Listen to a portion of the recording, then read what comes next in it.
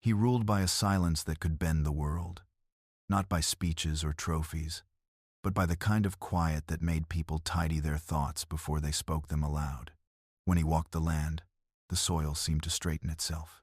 When he passed through the house, shoulders tightened and doors closed a little softer. His name belonged to every ledger and every line of fence. That was the truth everybody lived by until the one thing he could not control was born with his eyes. Era's life had been built on small, obedient movements. The way she rose before the sun, the careful rhythm of her hands at the wash basin, the way she tucked her head when someone with boots approached. She held her work like prayer, long hours meant to keep the world moving and her silence intact. In those quarters, faces learned how to look away without being rude. Voices learned the exact pitch that would not invite punishment. Hope, when it came, arrived in the shape of small economies. A cloth swapped for a handful of salt, a joke shared beneath a washstand. It was not much, but it was everything. Then the night came that broke orders into something uglier. There are ways to tell about violence that peel the skin off the moment and make it spectacle. That was not what this was. It was the sort of cruelty that leaves a long, quiet echo, a choice made in shadow by a man who thought nothing he did could ever be reflected back at him. Era carried the aftermath inside her like a secret seed. She kept working. She learned to breathe around it. And the seed grew. Weeks turned. Her body changed in ways people could not ignore. Whispers moved like wind through ripe wheat. Averted glances became louder than accusations. Naming it would have been the same as naming the master, and that name carried teeth. When she finally stood before him, hand on her belly, her voice steady though her limbs were not, she said the single thing that would fracture the house. "I am pregnant." He practiced denial like a weapon. "That child is not mine," he said flat, iron, meant to close the room like a lid. He refused to look. He refused to touch. He tried to erase what the living truth of Era had placed in front of him. He leveled threats that were small and enormous at once. Sell her. Disappear her. Keep your head down and the world will keep bending for me. The silence he owned was heavy enough to bruise. But truth is not a thing that can be buried by posture alone. It grows teeth and then it grows a face. When the child arrived at last, in a cramped room with two women and the moon as their only witness, he came into the world too small to be proud and too loud to be ignored. He was a fragile shape, a breath, and then another. Era held him like an argument and sang him into the morning. People in the house moved in the net of habit they cleaned, wrapped, counted breath. They knew the rules. They knew how to stay safe. But when the child opened his eyes, a hush carried no caution. It carried the clean blade of fact. They were not Era's eyes. They were winter blue, the exact color the master wore when he looked into the river and saw nothing human in his face. Rumor is a fast animal. Two servants speak quietly at a basin, and the message has already crested the hill. By noon the whispers were a current. By evening the whole estate felt a new pressure, as if someone had tightened the screws on the house and expected the bolts to hold. When the master finally came not to the birthing room but to that small corner where the truth sat in a woman's lap, his body performed the things he had learned to hide behind. The imperious step, the cold chin. He looked down. The boy looked up. The master felt the air change in a way no menace could command. Denial looked suddenly brittle. He turned away as if he could put his back to his own reflection. He pressed the palms of his hands to the wall to steady himself and found no purchase. The lie made no sound now because it had become a thing with eyes. Even the dogs moved differently around him. Obedience feels different when the owner is suddenly unmoored. The estate continued its small life. But everything was sharper, a cut that refused to close. People adjusted subtly. The overseer's greetings held an edge. The cook's hands trembled when she set plates down. The maid's answers came late, as though she measured the cost of each syllable. The master tried the tools he had always trusted. He tightened discipline. He cut rations. He made examples so the old mechanisms might bite the rumor back into the earth. He told himself order would bury the stench. It did not. Then the fever came. It was unremarkable as fevers are: heat, flaring skin, the sound of breath catching, and it struck the boy hard. Era sat with him, a steadying rock, while other women fetched cool rags and patted his brow. No one asked the master to come. The house had taken its cue from him and chosen silence. Yet the world has a way of using futility to force hands. The master heard of the fever through a gossip dropped too close to his door. Those small, frightened voices in the corridor said only one phrase that would not leave him alone. Her boy.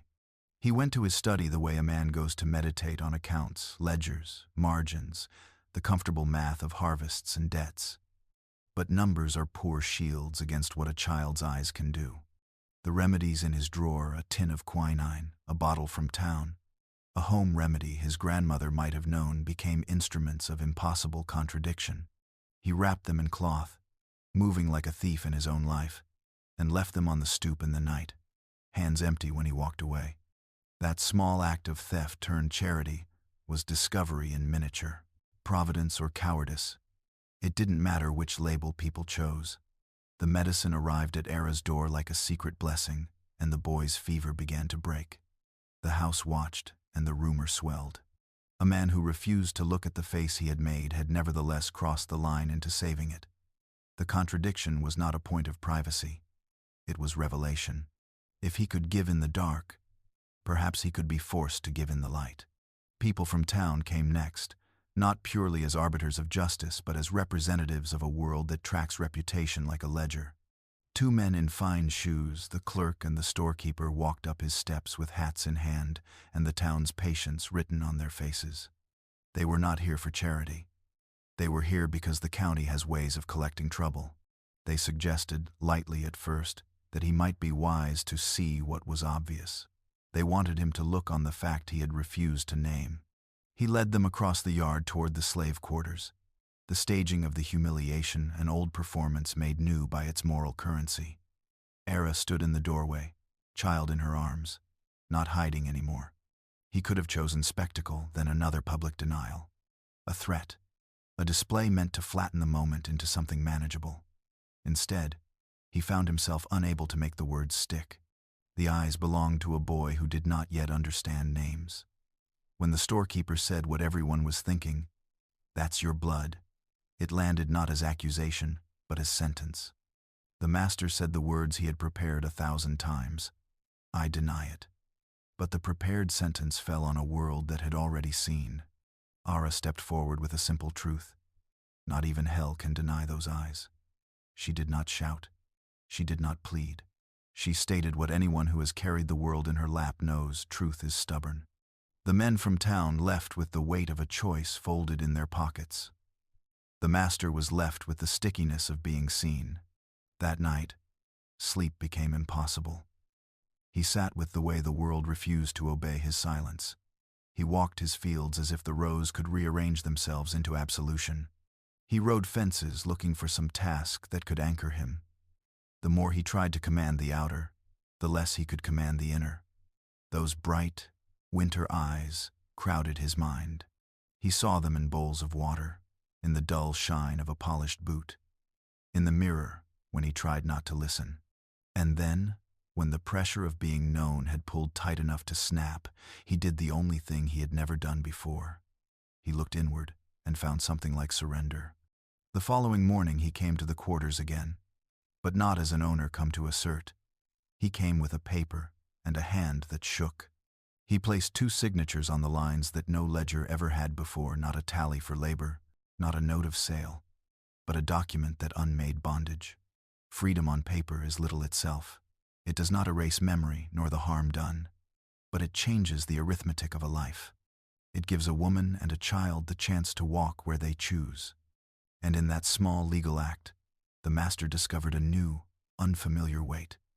Relief that was not forgiveness and not redemption, but the thin, dangerous start of both.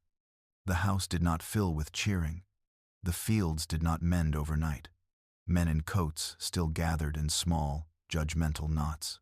Consequences visited him in ways money and threat had never predicted. His son confronted him. The town convened. His name moved from ledger to gossip to legal note. But something else had begun. the slow unweaving of the man who thought power equaled life. He tried to burn what he had been by burning the ledger's pages of names that had always measured worth in yields and costs. He sent smoke into the sky like an apology the air could not take back. And then he stood under the tree where Ara and the child had sat and watched them leave, cart creaking down the road toward the river. He did not call after them. He did not demand a blessing. He only watched until the cart was a dot, and then he knelt in the dirt as if testing whether the world would accept a new seed. This was the first long arc from denial to the first acts of unmaking. He had not become a good man. He had merely, at last, become a man who could no longer hide from his reflection. The eyes that followed him were not vengeance. They were a mirror. And when the cart vanished beyond the bend, when Ara's silhouette softened into the willows, he let the silence be not a weapon but a witness. Chapter 2 waits where the truth begins, to make demands not only of him, but of a whole county built on hush. It will show how the rumor becomes law, how small acts of mercy become battlegrounds, and how a name written on a paper cannot immediately teach a people to look another human in the eye. But for now, the first fracture has opened, and one boy's blue eyes have made a man see. He left the chair at the head of the table and did not return to it the same way a man leaves a uniform, not because it no longer fits, but because he no longer wishes to wear the posture that came with it. The papers he signed had weight in ink, but the county runs on more than signatures.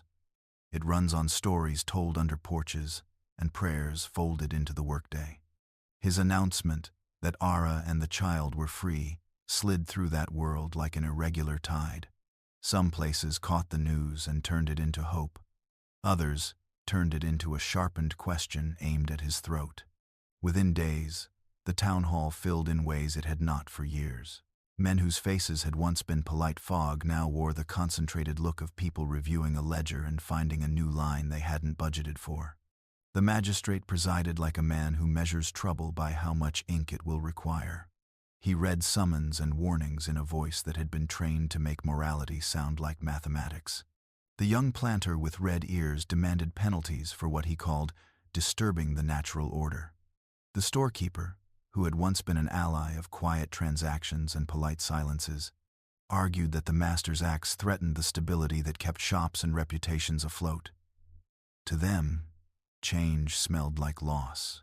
The master sat in the back, not to hide but to learn how it felt to be small in a place where being small meant risk.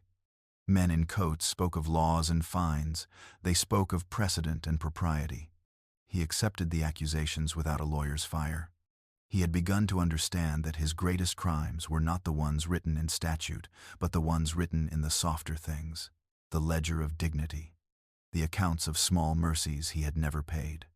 He listened as a town argued the shape of his remorse and counted the hours until consequence became something he could no longer avoid. Outside, the fields shifted in ways that could not be recorded on paper.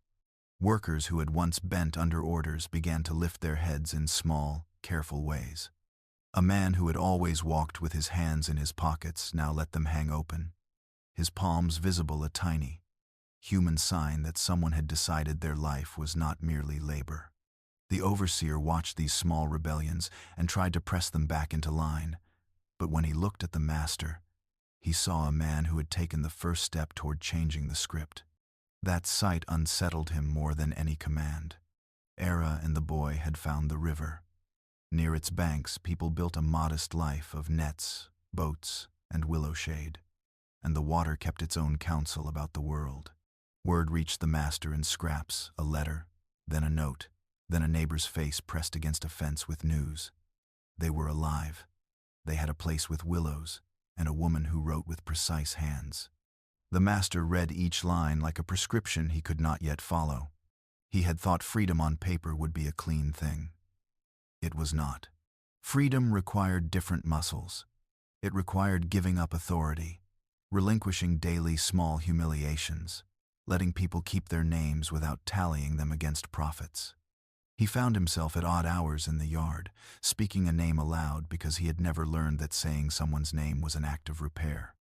He brought coin without looking for gratitude, and felt the muscle of his hand tremble as he let it go. He tried to teach himself humility in acts, and not in statements. But the county is not a single heart. It is many small hearts that pulse with suspicion. The meeting at the hall was followed by a quieter assemblage at the plantation houses. Men who gathered to decide whether mercy could be tolerated without dissolving everything they had built on the backs of others. They spoke in terms of control, of rents and lineage, of how the perception of weakness might invite loss. A petition circulated calling for him to be censured, for fines to be levied, for a public reassertion of order. The young planter pointed fingers. The storekeeper made calculations that painted the master's acts as a contagion. The language used was practical, but the meaning was moral. He had reshaped the rules without asking the county's permission. This pressure rubbed against the master like salt. Old allies became distant. Some offered thin reassurances that sounded like threats disguised as advice. His eldest son came and left like a judge who cannot fully condemn his father, who still carries the memory of a different kind of man.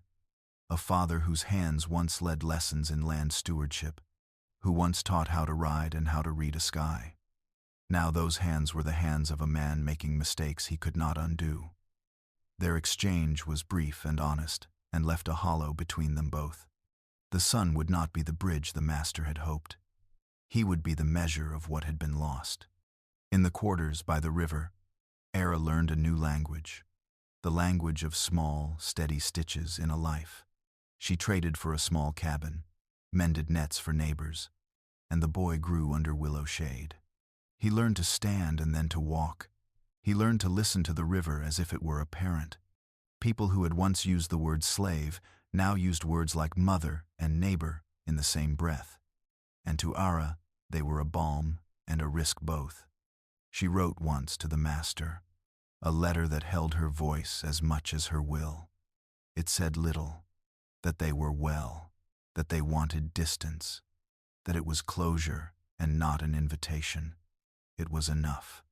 But transformation is seldom linear. The master's acts of penance burning ledgers, cutting rations for a Sunday of silence, walking fields and saying names aloud inflamed as many people as they soothed. Some workers left, carrying coins to relatives or a rumor of town jobs. Some stayed and tested the new edges of permission, daring to ask for small kindnesses. The preacher who once nodded politely now challenged him from the pulpit in a way that felt like both rebuke and plea. The sermon was on accountability, on seeing oneself fully. The master sat in the pew like one who reads his own confession in a stranger's voice and found the experience oddly purifying. But not everyone forgave, and power's shadow has a way of stretching longer than a man's intention. A faction formed, men who feared the erosion of custom and the death of certainty. They organized quiet meetings at dusk, not to debate law but to make contingency plans. Threats were whispered legal, economic, physical. The master learned that change does not only invite admiration, it invites recalibration by those who would rather hold on to what they had. The first direct confrontation came on a morning when the master stood in the yard and called out names from a long list he had carved beneath his table, names of people sold, names tallied as loss. He read them aloud, not as inventory but as memory, and men stopped and listened. One older man, whose back was a map of tasks and endurance, stepped forward and said simply, "Too late doesn't mean never." The statement landed like a benediction. A child at his side, the son of someone the ledger had once discarded, laughed and clapped because it felt like a promise. That same afternoon, 3 men in coats came back to the house, not to petition, but to test whether his repentance would bend to pressure. They brought lawyers' letters and thin smiles. They suggested punitive fines and demanded assurances that his generosity would not become precedent. He neither flinched nor asked for counsel. He accepted whatever course they chose and presented himself for consequence. A kind of public penance can be demanded. He accepted it instead as a lesson. Where once he would have flung up the shield of money or intimidation, he now considered how to meet accountability with acts that would not be performative. The master's penance was not clean nor immediate. He gave land access. He told overseers to allow more daylight for families to see one another. He repealed petty fines and stopped practices that had made labor into debt. He offered wages that, while still imperfect, were a beginning. Each small change was a stone thrown into a lake. The ripples reached far beyond his intention. A man who had once measured worth by acres now found himself measured by his capacity to change simple rules: the timing of work, the fairness of pay, the right to rest without being labeled lazy. These adjustments cost him social standing in some circles and bought him a sliver of moral currency in others. Rumor did not die because of paper, nor did it die because of speeches. It died slowly, in small acts repeated until they became habit. A woman returned to the fields and found her daughter's name spoken instead of a number. A boy who had once been counted as exchange sat at a table and was given a bowl without a calculation attached. These were small mercies, more precious because they were mundane. They were also, to some, insufficient. The county still buzzed in corners and in courtrooms. Men in coats still tapped pens and scolded morality. The master accepted that consequence and did not try to bargain. At night he walked the riverbank where Era's cart had vanished. Once he'd knelt in the dust and whispered, "Grow," into the soil. Now he stood and listened for the sound of a child's laughter carried on water. Sometimes he heard it, a bell of sound that made him ache and feel gratitude all at once. Sometimes the river carried nothing but wind.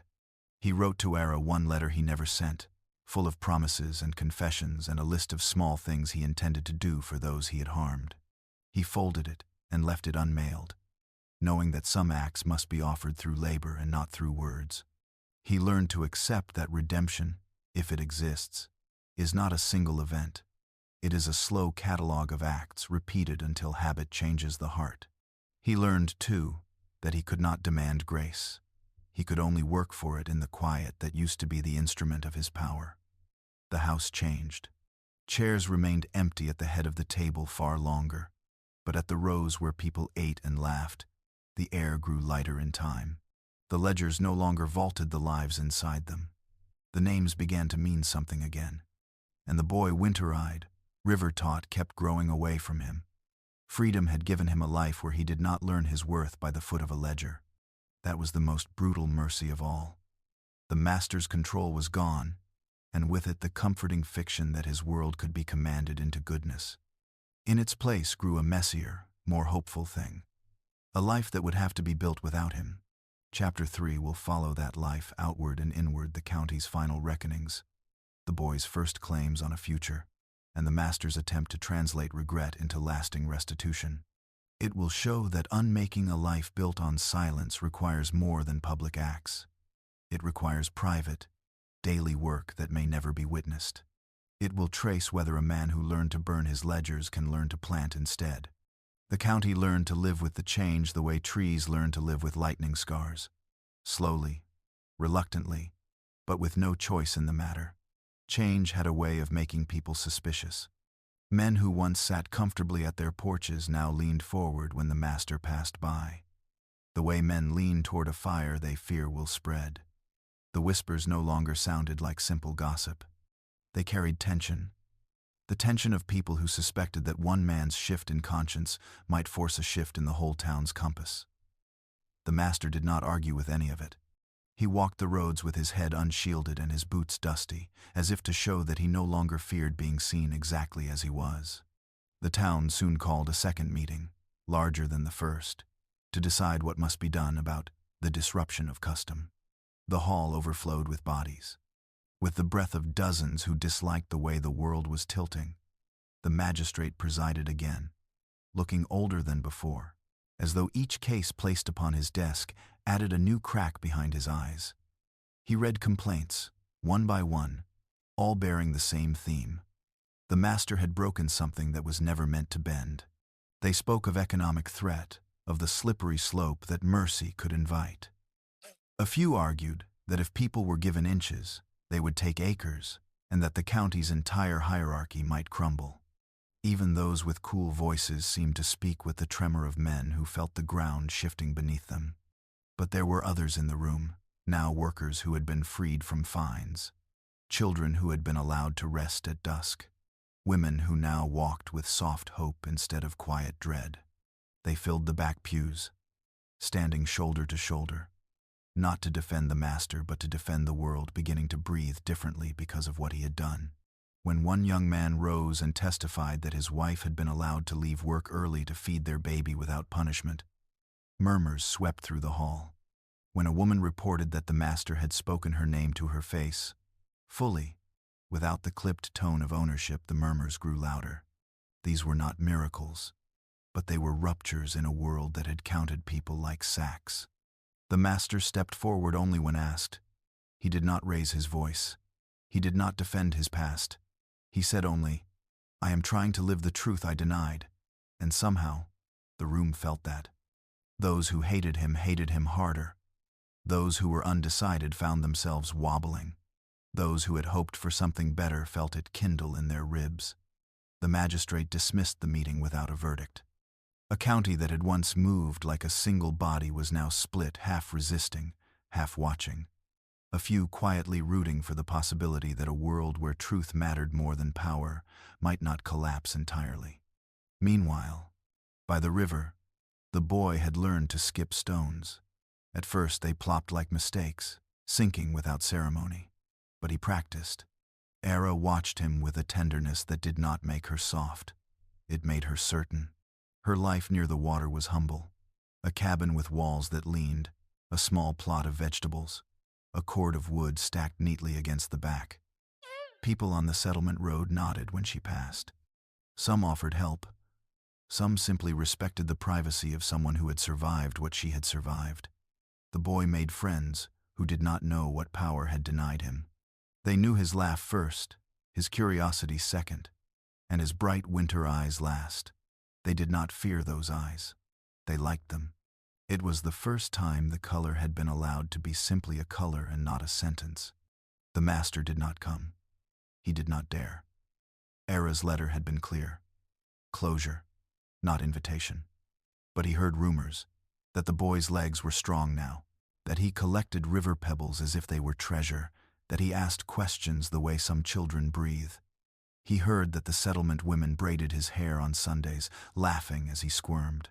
He heard that Ara sometimes sang by the water, a sound that made fishermen pause their rowing. Hearing these things hurt and healed him in the same beat. The boy had a life without him. That was the gift. That was the cost. The master worked to rebuild what he had broken within his own house. He stripped walls of portraits that glorified men who had never apologized for anything. He opened windows that had been locked for years, letting air flood places where secrets used to settle like dust. He replaced the cracked mirror in his bedroom, not for vanity but to see himself clearly.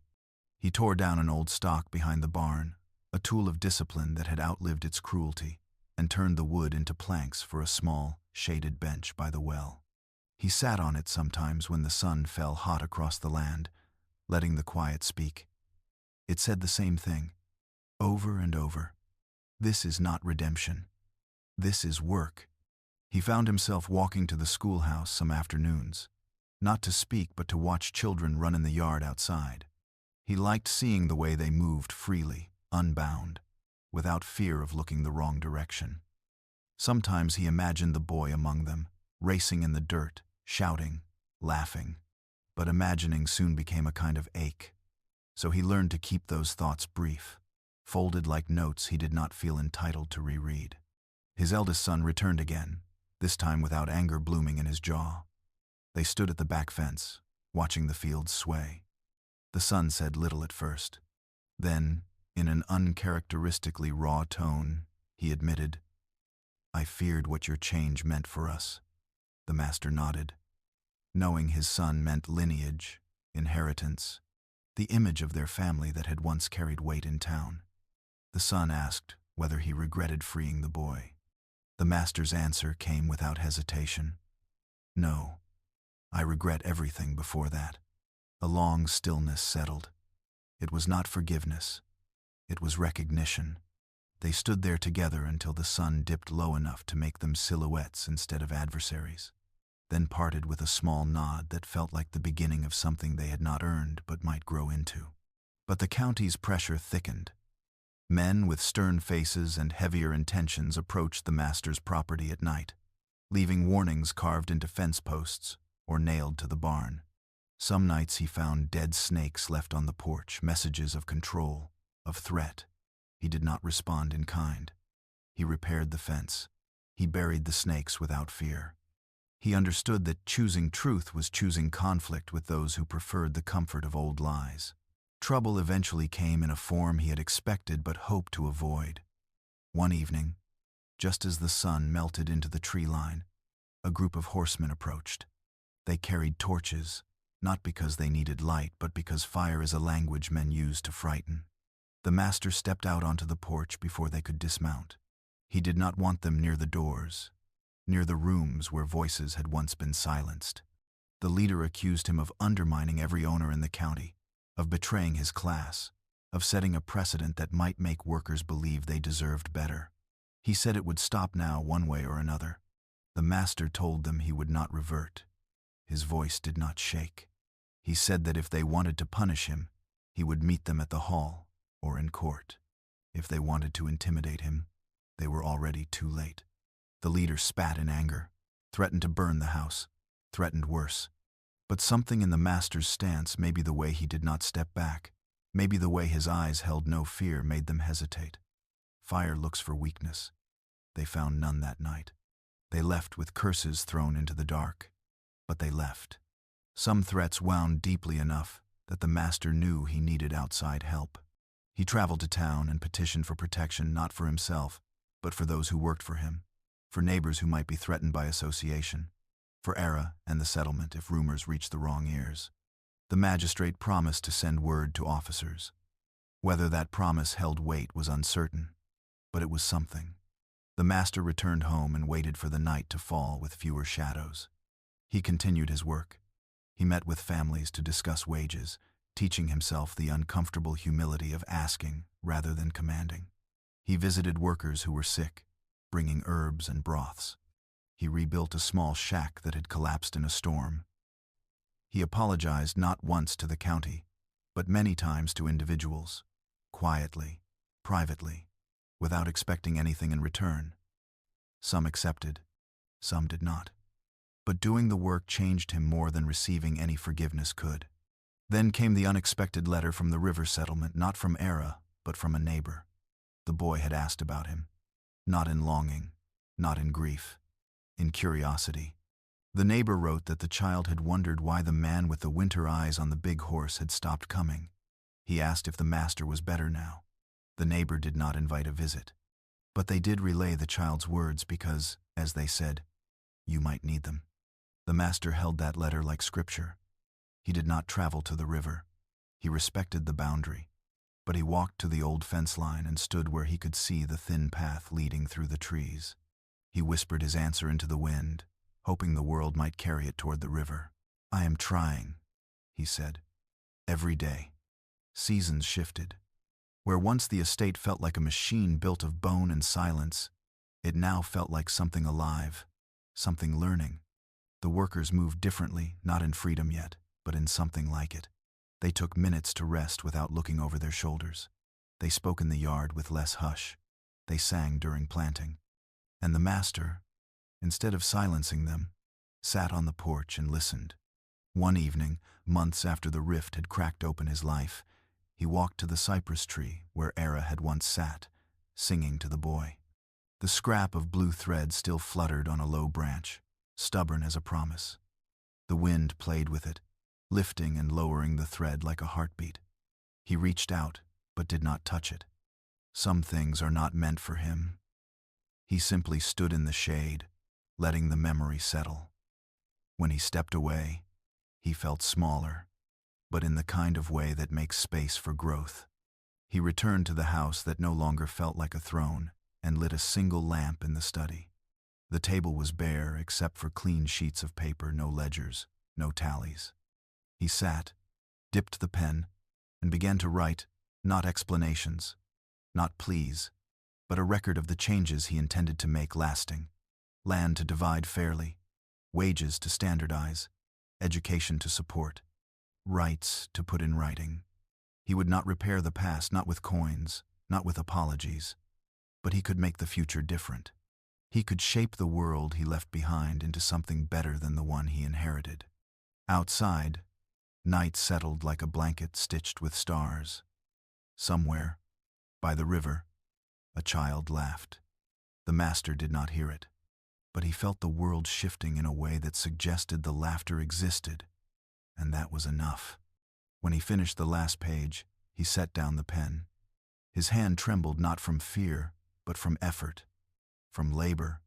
He whispered the same word he had whispered into the earth months before, the word that had followed him since he saw those winter eyes staring back at him for the first time. Grow.